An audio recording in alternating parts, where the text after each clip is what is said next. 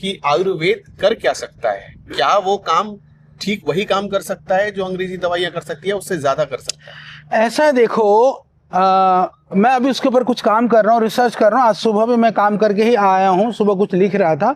लिखते समय यह है कि दुनिया के अंदर एक होता है जिसको हम बोलते हैं ट्रीटमेंट सिस्टम, एक होता है हीलिंग प्रैक्टिसेस।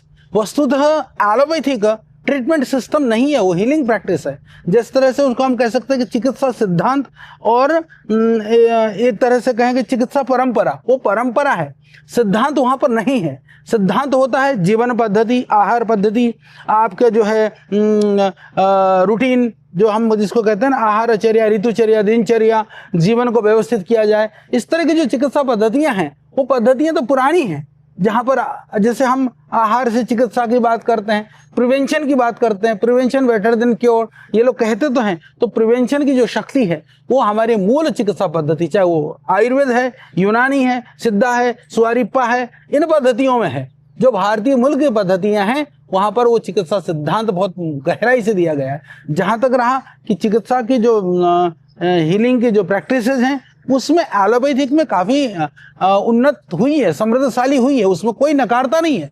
पर जैसे समृद्धशाली हुई है उतना ही लोगों की पहुंच से चिकित्सा पद्धति दूर हुई है।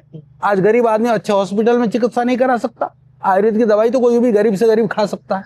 इसके अतिरिक्त आज पतंजलि के अंदर योग और आयुर्वेद से आप देखिए हम 90% रोगों को ठीक कर सकते हैं। यानी एक्यूट मैनेजमेंट वाला जो पार्ट है वो एलोपैथिक के लिए बिल्कुल हमको उसके लिए उसका सम्मान करना चाहिए। वो वाला पार्ट को छोड़ करके बाकी चीजों में आप देखेंगे तो आज भी जो हमारे प्रचलित विधाओं में उन सब के लिए समाधान, संपूर्ण समाधान है।